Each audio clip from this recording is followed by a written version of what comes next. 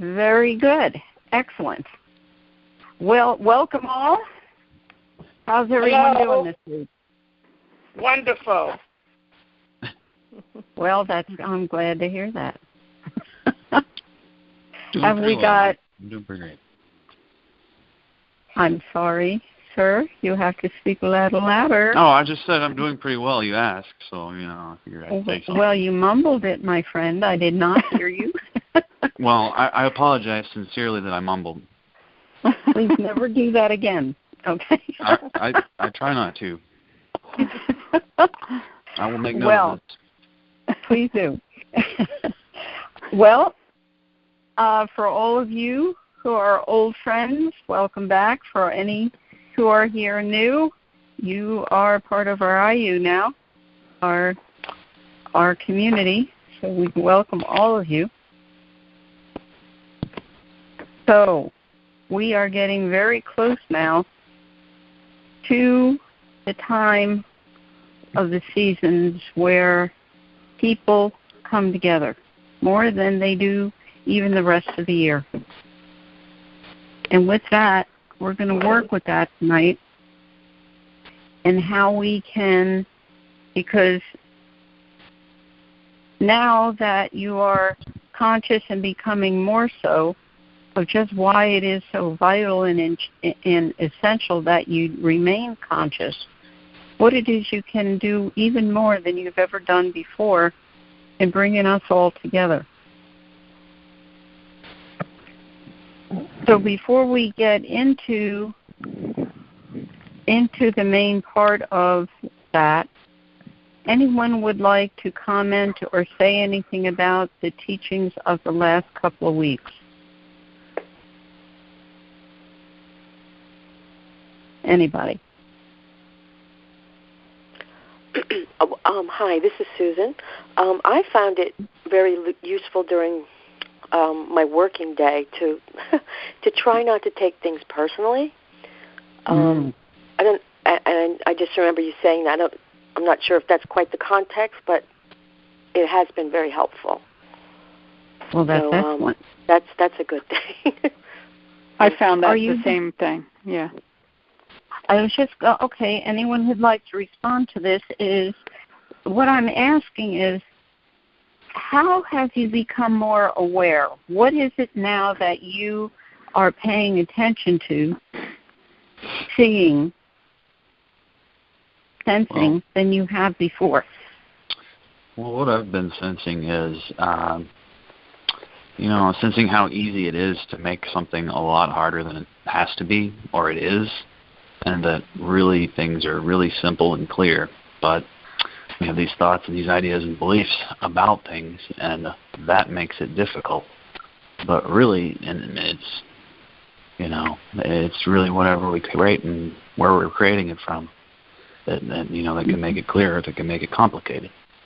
And that's basically what I've been seeing the past few days. Yes. Very good. Anyone else? I've found it's become clearer when it's the small self, the lower self talking, and when it's my higher self, to just that a very distinct difference in the amount of language that's necessary. Like the lower self has a lot of language, a lot of descriptions and all that, and the higher self very simple and to the point. And that's been a clear way to distinguish the two, as well as the sense of it. Excellent. Anyone else like to share anything? Michael, I like what was said about personalizing things. I think that's an opportunity to heal my inner wounded child, and just to take information in and not necessarily respond, but just feel the wounded feelings. I'm also beginning to understand or experience that I have less worry and fear in my daily life than I ever have before, which has been a real gift. And I think that's a byproduct of willing to look at my shadow side and willing, not to react to something that I personalize. Excellent. And are you new to us? Yes. And you are? I'm Michael Tibbetts. Well, Michael, welcome. Thank you. Welcome. You are now part of our IU, our community. Well, Delighted that you're here. Well, I have a lot of gratitude for being here. I was drawn here to gain additional wisdom and be part of another spiritual community. I mean, that's my foundation for continuing to heal. And I mean, as you all know, healing is a lifetime endeavor. So, it's eternal. So I do what. Yeah, eternal. Right. Well, that's true. You know the way we say things. Look up. There's always another peak on the mountain. And that's true. Yeah. You get to one peak and then there's another mountain to climb. And that's a wonderful thing, because the more you go, the higher you go, less baggage comes, more and more pulls away. Right. That's it's like peeling away the onion. I like that metaphor. It's beautiful. You know, one time I had a man say to me, he said, "Why is it you people?" I love that, you people. He said, "Why is it you?" Yeah. He says, "Why is it you people have to always get tired and dirty and hungry and sick and just get all worn out and get exhausted? Why can't you do this stuff in a Hilton?" Oh. So I said to him, I said, "Why don't you come and join us, and then you'll find out for yourself." He never did. But, you know, the point of it is this. The point of this is the reason why we do that, because once the physical lower self is out of the way, because it just simply doesn't want to do anything else, the spirit within, the higher self, is not confined. Right. Is not confined. Right. And that's one of the reasons. And one is places where we go, you know, there is no bathroom. And your shower is if it rains. And that's fine. Well, yeah, I like that. I call God's rain God's car wash there, you know.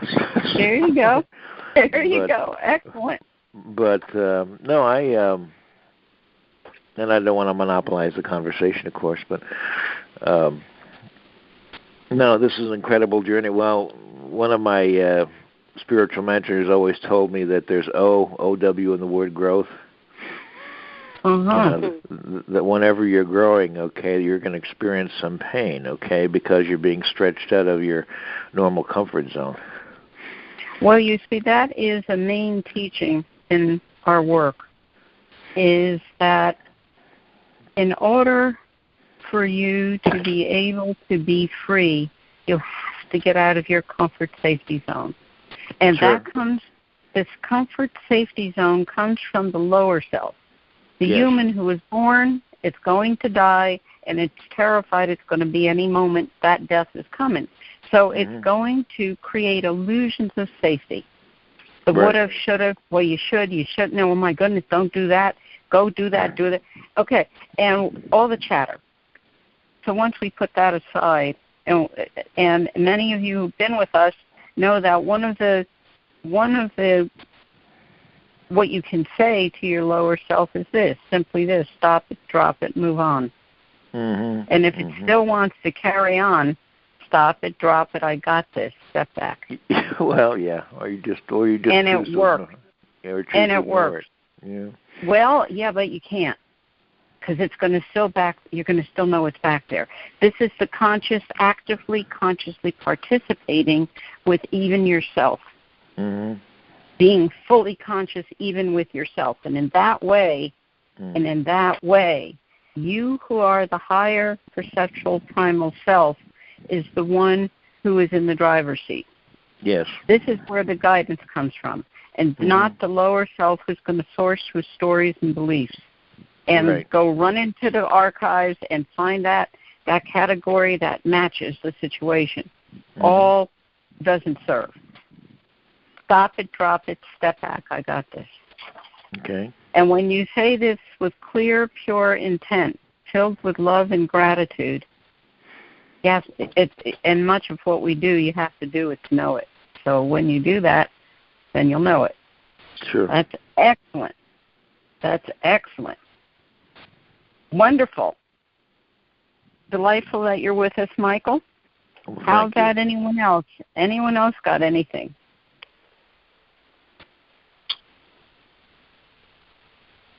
Well, I will say that past few days, I've been realizing how much I've been coming to a place where I can acknowledge that what is coming from other people, I don't necessarily have to physically take it into my body if I don't like it. They're so meaning that I don't have to physically let it rattle me up or rile me up if I don't like it or it sounds bad or it's bothersome to me. That I really just don't have to even physically take it into me, and I can just observe it without even engaging, say like a negative thought or someone mad about something or any number of things. And I feel like that's what I've been working on the past few months. Just the kind of things that come and that could be used to upset me or like knock me down, but I just don't take it into my body.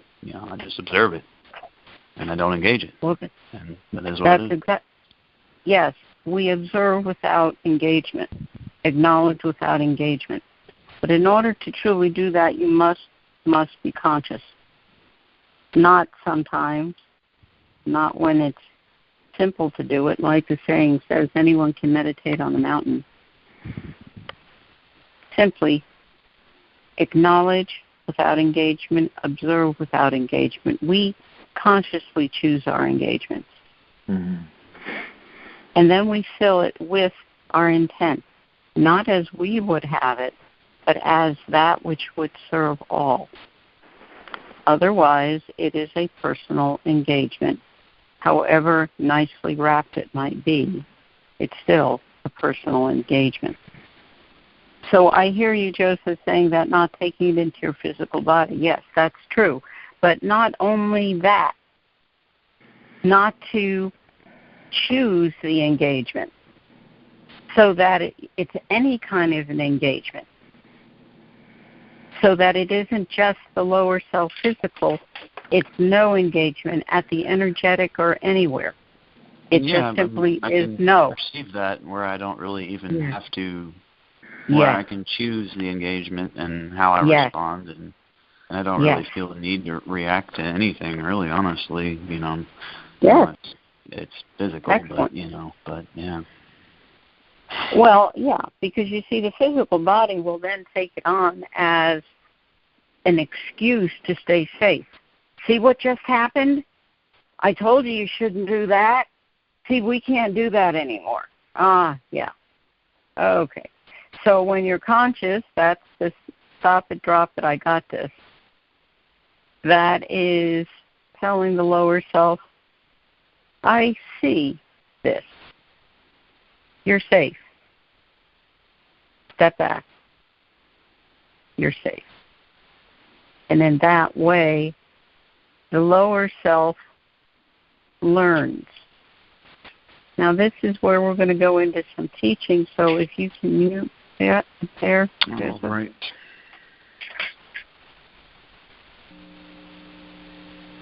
Go ahead. Okay.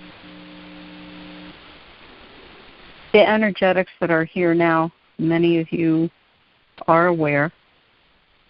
All of us are aware, consciously or not, but we all know that it's here.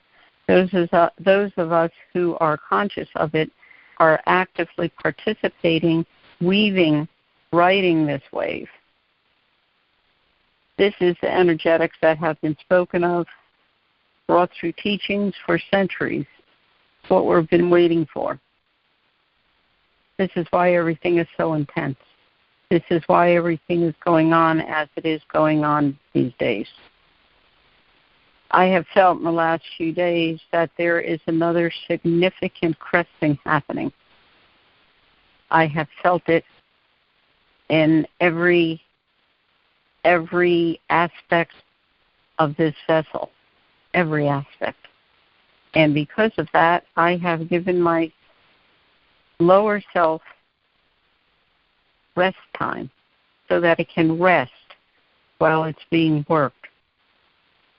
It's important to know when it is that you just keep going and when to step back and sit on that rock before you keep going. It's necessary. It's essential that you know that. Because you see this evolution, what is happening now, it's the evolution of all life. It has never been known before. It is now here. This evolution, the energetic itself, the cloth of creation, is being woven and woven and woven anew. So by all of us seriously realizing how seriously vital it is that we must step in together in the one that we are to get things done, this is what is weaving the energetic. Where does that leave the human, the lower self, physical human? In all that we do, it is learning. So the physical human that lives now, 100 years from now, 50 years from now, 1,000 years from now, will be quite different than what it is now. So it is essential, and I cannot stress that enough, how it is that we must all together. We don't need to connect. We already are. We are already pure energy. All that is pure energy. If the outside was gone, what's left? Pure energy. We don't have to connect. We already are. Coming together in perfect Aini, perfect Ayu. These are Quechua words. Aini, perfect reciprocity, perfect balance. Ayu, community. Ayu. Coming together in perfect Aini, in perfect Ayu. Doing whatever has to be done, is to be done, needs to be done. Unconditionally, that is what must happen now. It may be that some or perhaps all of you have felt differences, things happening in your body, your physical bodies, and didn't understand it. Maybe thought, run to the doctor, have the doctor look at it, and the doctor had no clue either. Our physical bodies are also being reworked because you remember now that the energetic is the raw stuff of creation. The end result is the physical. So what is happening at the energetic, those of us who are conscious feel it, sense it, see it. Some of you have seen the movie Avatar. There is one, that is a good movie, by the way. But when she says, I see you, this is important that we all come to know that. What that means, I see you, beyond the physical. And last week we brought into the teachings the basics, the warrior's light, the warrior of light's code, and how it is that we don't intrude unless we're invited. So this means that when one says, I see you, all that is obvious will be right there to be seen. You don't have to intrude. You don't have to go further. You don't have to say, well, why is he like that? Just see what is there. And in that, this acknowledgement without engagement, this observation without engagement becomes much more simple because you have seen it. And you don't have to step in any further than that. You just simply see. With the energetics now being resonating with people coming together for all of the holidays throughout this season of light. Next week, Thanksgiving, and onward through the end of the year and into the beginning of next year. Working those energetics, weaving, all of us being those weavers, those energetic weavers. Everything we do, whatever it is that you're doing, do it with higher intent, not just simply the lower self getting a task done through the busyness of the holidays. The higher sacred intent that what you're doing is serving all. You know, I had someone once say to me some years ago, he had some troubles with receiving because of hurts that he had in his life. He just wanted to shut down all receiving. So he said he wished that people wouldn't give him gifts. And I stopped him on that. I said, you know, you can do what you will, but you cannot stop other people from joyously, with love in their hearts, wanting to give you a gift. Simply accept it for what it is, rather than shutting down the love, the joy that was brought into that gift and given to you. So that's important. You know, many people say, okay, I'm willing to receive. Okay, are you willing to receive? Yes. Or now, are you willing to accept what you receive? Yeah. That's where the lower self might get in the way, because it's going to conditionalize that. So how is it for you? We're going to journey tonight. In these calls, we do travel, journey with the help of Star Condor to see the K-Pacha, the energetic grid that surrounds and is within the Pachamama, the Mother Earth, to see this weave, her flow, her weave. We are watching the energetic itself flow through these rivers, if you will, this K-Pacha. So we're going to travel there, but let's take this higher. Let us look at this canopy of light, if you will. Someone once called it an oversoul. Whatever word you would like, but this canopy of light. Let's have a look at that. And let's see just how bright it is. Is there holes in it? Are there gaps? Is it stronger in places, weaker in others? You may see it as we are observing, as we are watching, as we can say, I see this. It's even as it is weaving. This is real stuff, folks. This isn't science fiction. This isn't fantasy. This is real stuff. And that each and every one of you have chosen to be here. Thank yourself, for you have actively, consciously chosen to participate. The sacred ones of light are joyous because we know that all over this world and elsewhere are coming together. Because hope is alive and well in the world today. Because love flows, joy flows, life flows, compassion flows. We are one. So I'm going to ask all of you to center and ground. Find your centers. Find your center. Ground, let the Pachamama hold you. Feel, sense her holding you.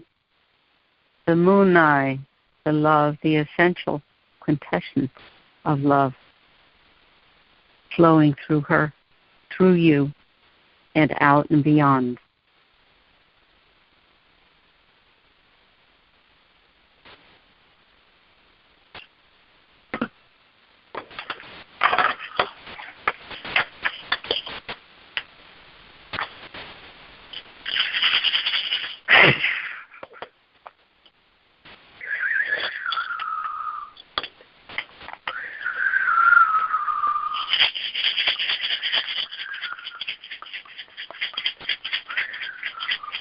Center and grounded, the Pachamama holding you, letting the tensions of the day,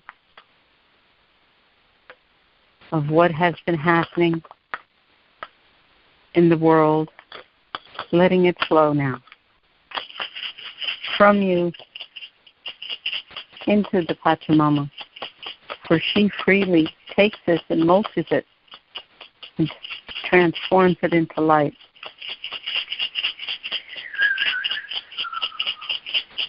Pachamama, Pachamama, Atumruta Pachamama, Supaiki.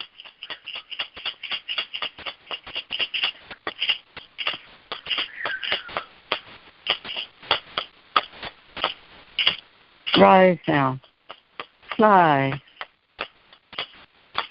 High now, above her trees, her waters, her land, into the sky, higher, higher now, past the clouds.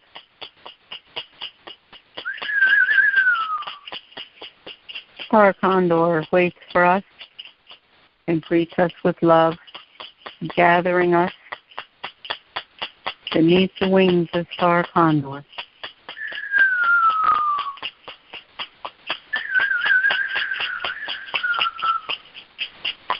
Observe now the light, brilliant glow, luminescent light surrounding the Pachamama. See its beauty beyond any human description.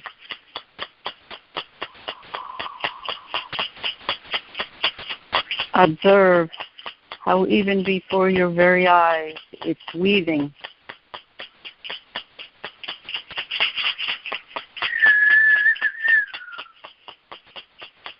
See where it is bright and strong, where it is not so much. And yes, you may see all the colors of Quichi, the rainbow. Rainbow beyond colors that ever have been known. See its weave, where it is bright, where it is dim, where it is strong, where it is weak, where the weave is bright and new, where it is well established and flowing with pulsing vital light and life, where it is old, its threads fraying, perhaps not holding anymore.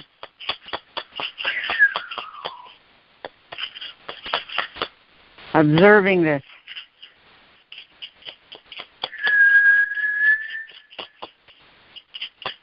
And as we look deep into the Ke Pacha, the energetic rivers, the energetic grid of the Pachamama.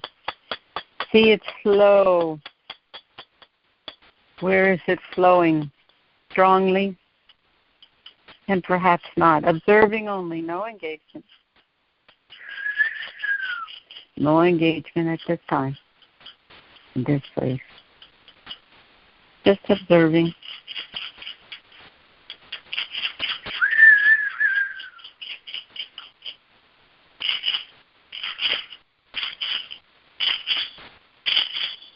Where is it bright? That flows steady and strong, and not so much in other places. Is it bright? Is it dim? Is it murky? Is it clean and clear? Is it blocked, resisted in places? Where is it open and freely flowing in and through?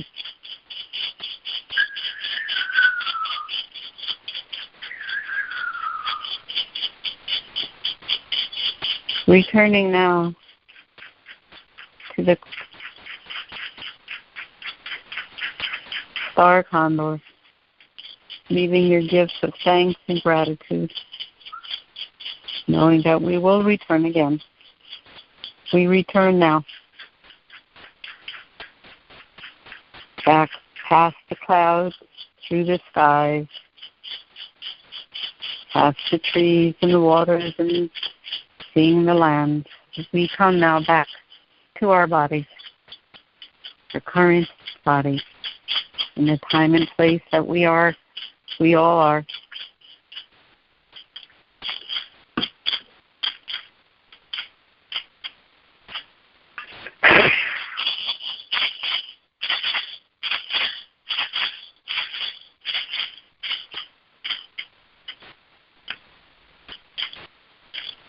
Return now to your current bodies and your time and place where you are, fully grounded, fully centered and grounded, fully here, be present.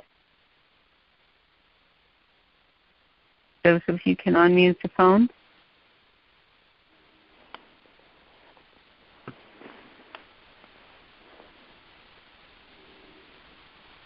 Let me know when it's so. All right. Okay, folks. Anyone who would like to speak of something of this journey we just took? What did you see? What do you know now? I think I saw another bird totem of mine.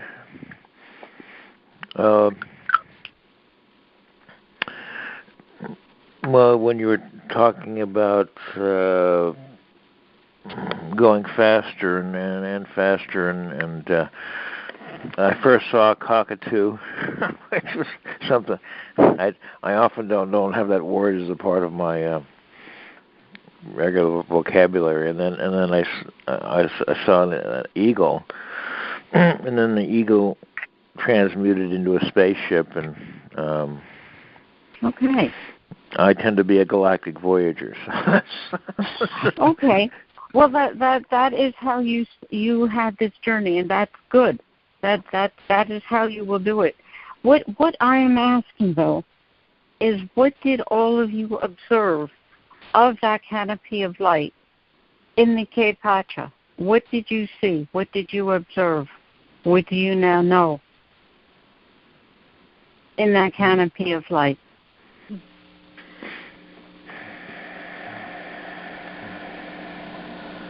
Any of you? I first observed from far a rosy fog around the earth, and then as I got closer, definitely areas where it was bright, areas where it was broken was what was most stuck out the most, where it was bright and then stopped. The areas around northern Russia seemed particularly bright. There were areas just around in different areas. Certain thing in Central America was bright, but there was definitely broken lines, areas that need work. need help. Very good. Anyone else? Well, I saw the Earth and it was dark, and I saw lightning strike different parts of the Earth. I couldn't identify which parts, but it was that's kind of what I was visualizing. Okay. Anyone else? I saw some colors, and I don't know, for some reason I thought I saw a koala bear, so I thought of Australia. I'm not very good at geography, but it doesn't matter. At the energetic, it doesn't have what we see at the energetic are the patterns or the we. So, countries, names, and boundaries are human constructs. So yes, we're working at the energetic, and maybe the koala, as others of you have noted, different symbols. That may be all it is. But yes, keep going. I might just be. I also saw some what they call the grays, and I said, what the heck? And I think that just came from my imagination. No. We're not going to let you slide. We're not going to let you slide there. Okay. Maybe I was on the spaceship. No. We're not going to let you slide. So what we're going to say to you is that you knew what you saw. It is what it is. Yeah. See, this is where that lower self is going to try to keep you supposedly safe, to believe that you didn't see what you really saw. So be thrilled that you did. Be excited that you did, that you saw what you saw. And if you need to say to your lower self, stop it, drop it, I got this, go ahead. Okay. Excellent. So what was your sense, folks? What you saw, yes, but what was the sensing of it? What was the feel? Because you see, the energetic itself has texture. It has weight. It has color. It has feel. It has sound. It has all of that, and well more than that. So when we are working at the energetic, because you see, there are many people who don't see but perceive in a different way. And they perceive that by the way it feels, by the way it senses. So what was your sense? What did it feel like? What did it sense like? What was your perception? In this time where people are coming together with the intent of goodwill, of coming together in one, of thinking of others, of wanting to come together. What did you observe?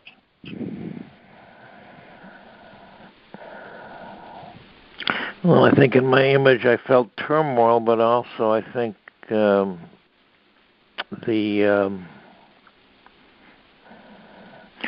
lightning could symbolize turmoil, but in my mind it also could symbolize cleansing too. Okay, but know what you know. You see? Yeah. Well, no, it felt like a cleansing process. Wonderful. Because you see, in very real ways, it is. You see, if there is a cloth, and it is to. Sometimes when we have a cloth, let's say it has holes in it and it has some discolored threads and there's fraying, you can't just weave over that. There has to be the removal of that which is old, which no longer serves, so that new can be woven in, and that would be called a cleansing. Yes, indeed. Excellent. Anyone else?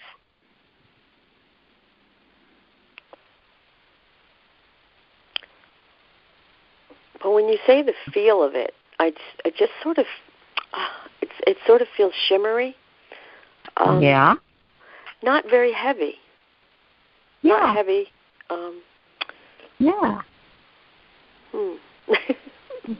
Yeah. Yeah, that'd be it. Well, you know what? I'm going to tell you something. You can hear color. So if you look at the color orange, hear its tones. If you smell something, see its color. This is the energetic. And this is important. You see, this in the teachings of the energetic weavers, this is exactly what you come to learn. When you hear a sound, do you see its color? And this is how it is one observes. How does it feel? Has it been that you've seen something where there's people around you that are saying it's so wonderful, but you have such a feeling of heaviness, of it's not so bright, it's not as, everybody's saying this is great, but you're like, no. What are they talking about? Yeah, what in the world? Why are they happy about this? You know? Yeah. Yeah. Yeah. We're all familiar with that, evidently. Okay, because you are conscious. My friends, you are conscious. You are observing consciously. Whether you knew that or not, you still were. So you see, there are those in the world that are unconscious. There is, Joseph had sometime within the last year, he had sent or posted it, I think it was on Facebook, and I have sent it to people. It's actually a wonderful depiction of this, of people who are asleep and they want to stay asleep and will not do anything to wake up. Then there are people who they wake up, they look around, they like what they see, they get comfortable, and they go back to sleep. Then they shift the position, they wake up again, they look around, they like what they see, they get comfortable, and they go back to sleep. And then there are those who remain conscious and are always conscious, always. Now, in this depiction that Joseph had sent, it was an illustration of people who were blindfolded, some who would pull the blindfold up a little bit, and others who had no blindfolds. So when we're around people who don't want to see, yet we do see, what do we do with that? We are the conscious, because see, the real truth is that once you wake up and you are conscious, you can't really go back to sleep. That's an illusion, because you're still going to know what you know. So what do you do when you're in a room of people who are unconscious, or the almost wakings up, but they go back to sleep? What do you do with that? What you're guided to, through the higher perceptual primal self, that's what you do. Exactly that. Not as you, the human, would have it, but through the higher perceptual primal self, what you know, through that higher self of what to do. That's what you do. So you're in that room and there's everyone there saying, oh, it's all great, it's all wonderful, it's all good, and you're saying, not on a bed. I can't wait till this thing is over, I'm leaving. It's awful. What do you do about that? What have you done about that, folks? And what do you now know you can do?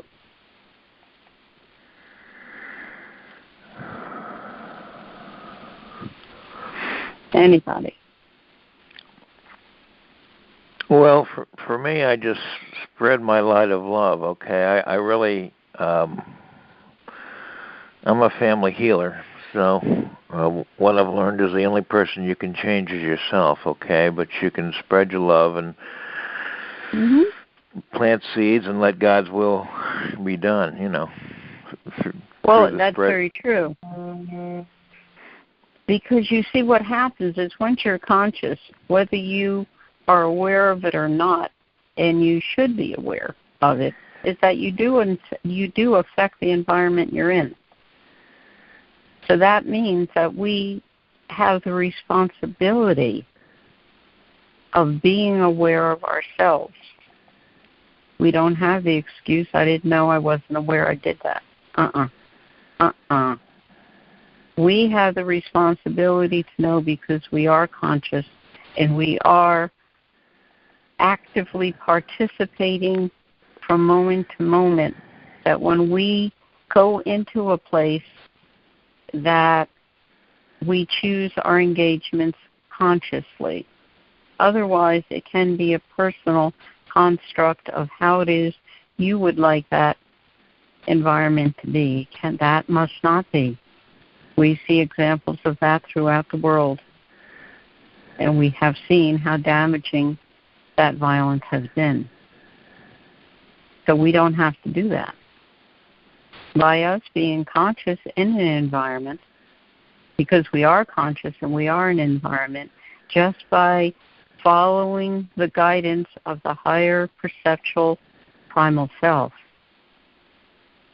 the sacred guidance that comes, that environment does not become about us or in any way, shape, to be as we would have it. And in that way, that canopy of light, that flow of the K-Pacha, the energetic itself, weaves clean, weaves new. That's why each and every one of us is vital. None of us can step away or step out, and especially if you are conscious. This is very important now, essential. Anybody want to say anything about all of that?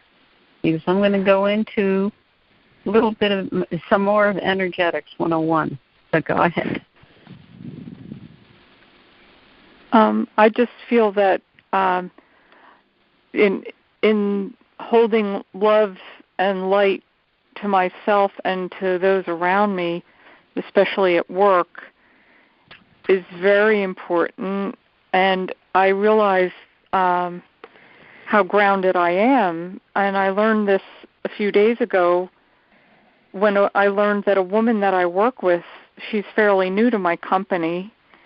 She's been there almost a year, and she has made up a whole story in her mind that people are making rumors about her, which is the farthest from the truth. And I feel so affected by it, and I don't know why. Well, Mary Lou, I would say that you do know. Yeah, I do. I thought that I knew the energy of other people, but I really don't. It's such an individual thing, because I never would have imagined that this woman would have gone to the head of the company to tell them that she thinks people are spreading rumors, and there's no way. Okay, but you see, you're aware of your own energetics, are you not? Yes. Okay, that's all you need to know. Because when you are aware of you, your sensor net, your energetic body, if you will, your sensor net is aware of all that's happening around. And in that way, you know it's not about you. Right. It's not your responsibility to take on other people and fix them or to figure them out. That can be an intrusion as well, unless that person has said, I want your help. Yeah. Please help me. Okay, now that person's quite obviously giving you permission. Otherwise, see it for what it is. I observe this. I see this. I acknowledge this. I as the vessel of light, see and not go through the personal. Otherwise, it's all those stories.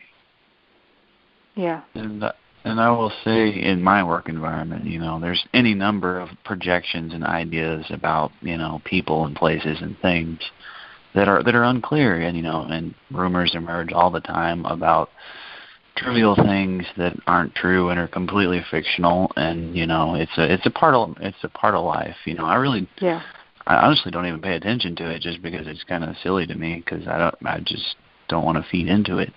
But in a way, I see it affects people, but it's not something I'm going to physically take into me and be like, oh, they're feeling this way because of me, because it isn't about me. It's about them and how they see the world. Okay. Exactly. And taking that the step higher to the higher intent is that if the guidance comes through the higher perceptual primal self to step in, then you have to. And you will also get the guidance to know what to do and how to do it and what to say and what not to say. It's not about you. The personal is shunted aside. How do you tell the difference? Everyone knows this. Is that when it's the lower human self carrying on? It's all full of chatter. It's that uneasy kind of odd feeling in the belly, in the gut, that feeling of what's going on, that bit of worry, that kind of strange feeling coupled with a lot of chatter. That's the lower self. You already know about that. When it's the higher perceptual primal self, it's clear. There's no chatter. It's just simply you know what to do and not to do, and that's it. There's nothing else. It makes life a whole lot more simple, people. Mm-hmm. I can tell you that, folks. I just wanted to give you this, is that over the weekend I had some things to do and someone was helping me. And at the end of the day, when it was all done, the person went into the house and didn't come back out. And I was going to invite the person and the two children with her to go have something to eat, but they never came out and they kind of disappeared. So later on, when I called her and said, "You disappeared. What happened?"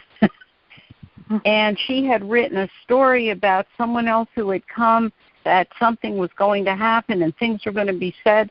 I said, nothing like that happened. Zero. Nothing. That's all of your own making. You missed out on dinner then. You see how simple that can be?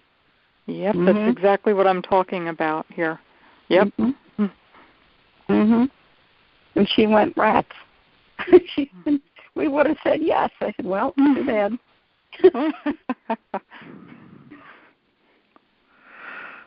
Well, I think... you go ahead. Go ahead. Fine. Go ahead. Well, I was just going to say that the past few days I've probably had 5 different... I mean, I'll be in a good mood just like walking somewhere, and people just come up and apologize to me and tell me they're sorry. And it's just like, what's going through their head that makes someone want to apologize to someone walking by them for walking by them? What is that? Well, what did you get? What do you know? Any of you who have worked with us for any length of time know that I'm not going to give you the answer. So there's no easy way out, is there, Fran? No, there isn't. All you right. see a number of laughter there that you all know about that. Because you see, all you're going to know is that I know something you don't. It's better that you know what you know. It just feels kind of like a submissive gesture, I guess. I don't know. It could mean a lot of different things, but maybe they're in a pattern of beating up themselves, and so they see a person walk by, and for whatever reason, that makes them apologize for even being there. Okay, weave that. See that in the weave beyond just that engagement. In the weave of the energetic itself, of what's happening in the world, of people who are aggressively defensive and those who give themselves away. See that. And feel this, folks, as you know, any of you who have worked with us or even in these calls, you know we are always working at the energetic. This is not just a wonderful conversation. We're actually working. That's why you feel it. Yeah. So one thing that's occurring to me that I know, and I just realized it when he was saying that he walks and people come up to him in his neighborhood or wherever. I walk all the time and I encounter animals, and what I get from them, dogs barking at me or just this little cute face, a cat, or I know that animal's energy 100% and where they're coming from, and I get such bliss from them. They're primal. Yeah. They don't have veils. They don't have stories. They don't have old beliefs. They just know. Mm-hmm. I just get the ultimate bliss. Well, and they're responding to your love light too. They're naturally attracted. Exactly. Yes. Yeah. Now here's a possibility that if you don't like where you're working, perhaps go work around animals. Yeah. Oh, I would like that. Well, then go ahead. I'm taking on fostering. Yeah. Well, and then there's the thing is they may not become fosters. They may become part of your permanent household, but that's a whole other thing. The thing of it is that it may simply be that's for what you're to do. Okay. Have a look. Yeah. See, now that goes with natural intent, folks. What's your natural intent? What are you to do? Everything has its natural intent. Everything does. What's yours? And what has prevented you from doing it? Or not? Very important. And this goes again into the energetic weave, into the K-Pacha, into all that we're working with. How has that natural intent been skewed and in places corrupted? How has that happened? Why did it happen? What can we do to bring it back into an intact state? What we're doing right now and beyond what we're doing right now. And that means actively, physically participating, showing up at things, coming to things, getting together, and getting it done. That's what. How about that? How would it be, folks, to be together, physically together in a place, in sacred ceremony, working the energetic itself? How would that be? Very powerful. Yeah, it's always fun. Some of you have already done that. For you who have done that, what have you come to know about it? And would you like it to continue? I know that, I love ceremonial work. I just love the clarity of it. And just being in a clear, contained space where you can work whatever's there, and there's nothing quite like it. There really isn't. It's something you really have to be a part of and do, and really have some experience in before you're really going to understand it. Because a lot of people they'll see ceremonial work, and that they could be right there, and they wouldn't know what was going on because they're not really. I guess conscious would be the word of what is occurring at an energetic level. But Joseph, you work. saw that. You saw and participated in that when we were in Peru at Machu Picchu. Yeah. And there were tourists, and we were working in deep high ceremony. If you would speak without as much as you would like to about how that was. Well, I can speak from my experiences at Peru. As far as the ceremonial work there, you could be doing ceremonial work there at Machu Picchu, and it's only the people that are really sort of tuned into energy and energetics are really going to be able to consciously perceive what is going on. Most people walking by, they'll just see people standing there in some sort of a formation doing some sort of ritual or something, but the energetic essence of it is missing. That's the what it's like to be unconscious, to be just seeing people in a room doing something, because there's more going on there than just there's a lot more going on there than just people engaged in a ceremony or a ritual or any number of things. It's much, much bigger than that. It is very vast and expansive, and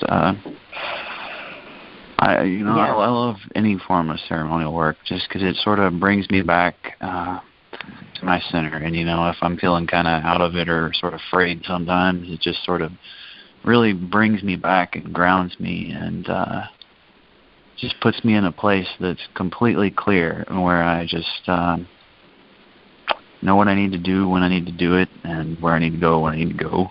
And, everything's clear. And I don't really have any... And it's not...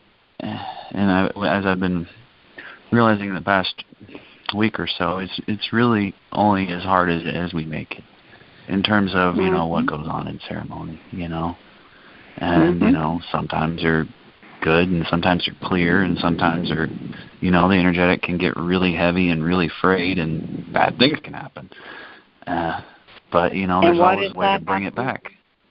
Why does that happen? Well, the energy gets scattered for any number of reasons. It could be some sort of disassociation, or a person not being grounded, a person not being energetically present for the work. Because bottom line, the way to describe all that is the person goes personal. Well, you could say that. And that's fine. Person. Yeah. And that would be the word. Sort of disassociation that sort of disconnects the process, and rather than having the energetic moving through all the people in the work, it just sort of stays stuck in one person and on one person. But the real work is having that energetic move through everyone in the ceremonial work, and being able to work what's ever there through the entire group of people. Yes. And that's that beautiful takes experience. Training. Yes, it is. It defies, it's actually, there's no description that is possible. You have to do it to know it. How many of you... Yes. I was just going to ask, how many of you have ever been in formal sacred ceremony? I go every month to pipe ceremony for 2 years, and it's extremely powerful in that information comes to me from spirit that I didn't even know about prior to being in ceremony. There you go. Yeah. Excellent. Excellent. How about the rest of you? Anybody else ever been in formal sacred ceremony? Yes, I have.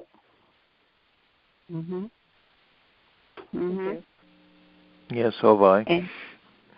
Okay. And how would you briefly sum that up to someone who's never been in the sacred ceremony, maybe read about it or heard about it or saw something on TV, which might have skewed it in any case, but have only heard about it? And then you come back from sacred ceremony and you're all glowing and feeling good, and they're saying, what happened? What do you say? Spirit And as you speak your words, this is spinning out through the energetic itself.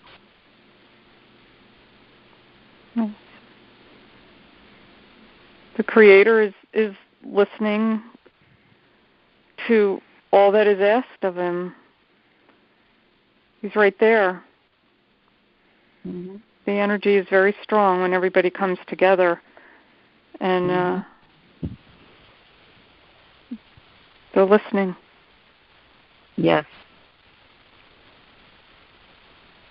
And it's like weight being lifted off of you. It's an enlightenment. You come back with enlightenment. Not so heavy anymore. Yes. It's really a magical experience. Mm-hmm. Mm-hmm. Well, I also believe our vibrational level is raised each time we're in those kind of circles. Mm-hmm. That's true. That's very true. And that is why it is essential that we come together, because the energetics that are here now must be worked as it is cresting. The waves are cresting. And so that it crests, and so when it comes in down to shore, to land, it comes in its purest, cleanest, most sacred, natural, intact form that it can. And the way we do that is by working in the highest, purest, sacred ceremonies together. What we do here on the phone is essential, equally essential, yet coming together in physical bodies in one place, again, defies description. I would also like to add, too, that I saw things and I heard things that was from another dimension, but it was not a fearful experience at all. Mhm. Yeah. Mhm. That's so. It seemed very, very natural. Yeah. I wasn't expecting it, but it was not a frightful situation. It was more like a welcome, like, wow, this is wonderful. I'm able to see this. That's your Or gift. hear this. Yes. Your gift. Mhm. Mhm. I've been to Peru many, many times, both by myself. I even lived there for a while. I bring groups there, as many of you know, sometimes one person at a time. And I can tell you this, folks, that every time I go, it's the first time. Mm-hmm. Every ceremony that I have the honor to be in is the first one. Because in each and every time, it affirms again that magic is alive and well in the world today. And the magic lives within us in the divine sacred spark that is within each and every one of us. So this is merging the non-ordinary into the ordinary, the everyday life.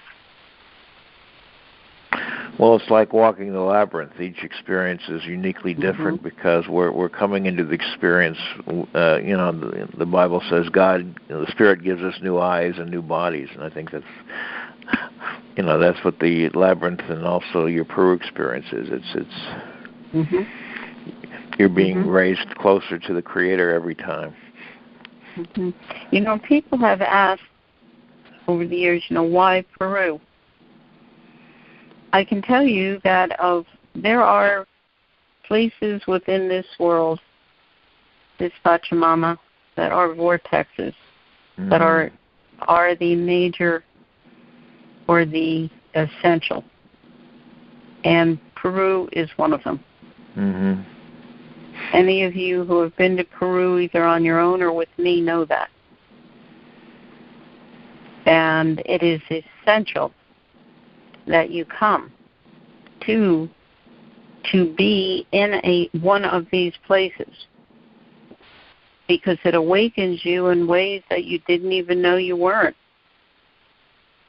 It awakens cellular memory. It awakened DNA that you didn't even know was in your DNA. I can tell you the person who went to Peru the first time and the person who is with you this night is not the same person. Mm-hmm. I can tell you that. And this is what happens every single time we go. And this is what happens when the teachings are brought into the form of workshops or into private work or these calls or whatever sacred form is being brought. It is being done right now. This is why you feel it within each and every one of you.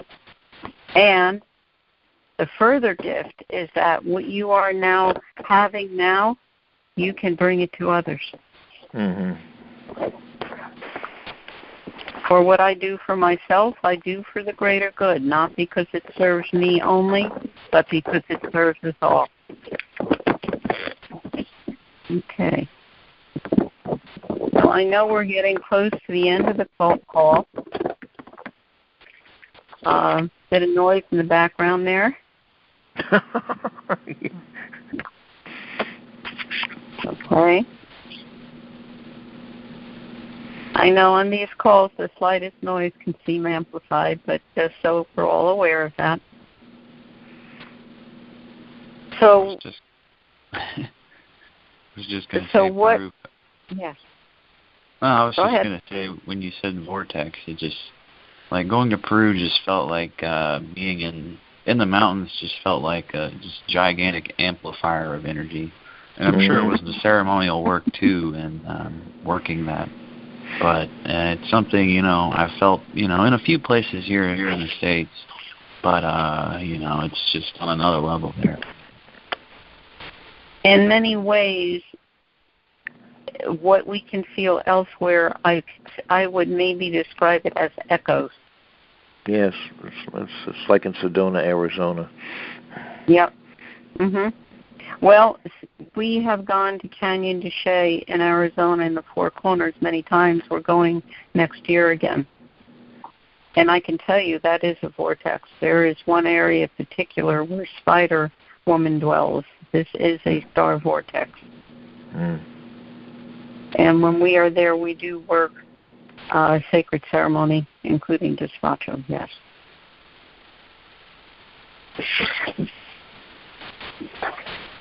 So how would you, folks, feel about in our calls as these continue on the Monday nights, how would you like to have more teachings about the energetics? Yes, definitely. Mm-hmm. It's very helpful. Yes. Okay. So that's a very clear, loud yes. Very cool from everyone. Mm-hmm. We can do that. I'm going to also ask any of you, some of you had already had sacred altars, some of you were going to create one. How is that going for everyone? Very good. Mm-hmm. Okay. That made a difference? Yeah. Well, it's in my mind, it's like creating a vortex in your own own home. No, please don't. No, really, okay. Please don't. Really All don't. right. Okay. The reason, because the energetics of a vortex, a place that is a vortex, is at such a high, beyond any description speed. To have that in your living quarters, you'd have to go chasing your Cheerios every day. Oh, and I see. You probably don't want to do that. That's fine. Having a sacred altar in your home, however, though, any of you who now have one or who have had one, perhaps share with Michael what it is that you've come to know about having a sacred altar in your home.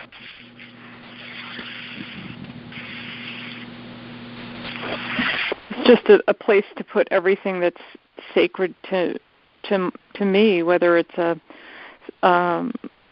pictures of my loved ones who've passed or my animals. Rather, it's impacting on you. It's embodiment. It's impacting on you.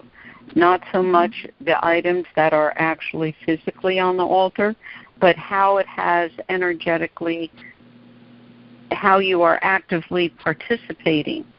Now, how has it helped you to energetically perceive? That's what I'm clear. I guess I say that because I feel like I communicate mostly while I'm at my altar. I'm communicating with loved ones or the energies, and I'm praying. I've seen a lot of it's just very effective in where I go for, to speak to God, to have my prayers heard. Okay, so it has brought the sacred more clearly into your home. Yes. Okay. I myself feel a lot of energy there.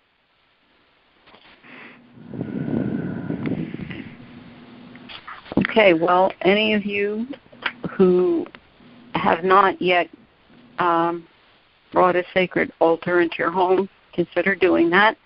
We will go more into that in the weeks that come, but we will go more into the energetics as to how one perceives them.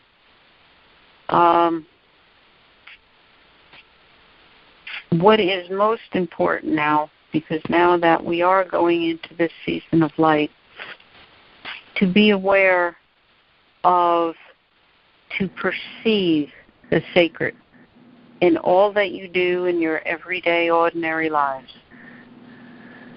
merging the non-ordinary into the ordinary, whatever it is. And when it is that your physical body truly does, it is a necessity that it step back to rest, permit that. Know when it is so and when it is not. The lower self will want to carry on and try to convince you that it just wants to go hole up under that cover. Don't let that do it. But rather, know when it is so and when it isn't. It takes time, folks, to perceive and be able to read the energetics, to see that. It takes time.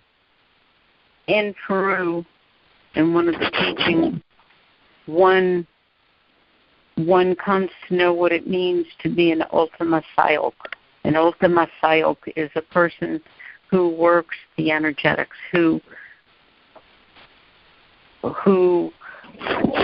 goes beyond the physical to make the changes. In time, it takes time.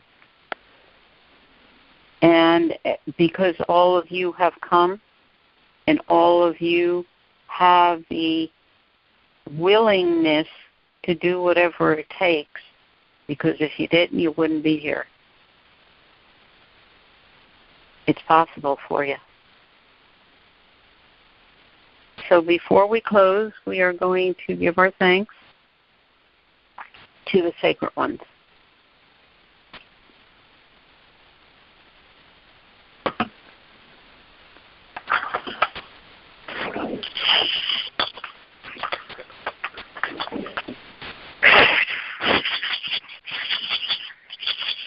So, Psyche, Hapun Wilka Iracosta, Hapun Wilka Pachamama, Hapun Wilka Mamakinda, Hapun Wilka, Kinski Saita, Hapun Wilka, Apupunya.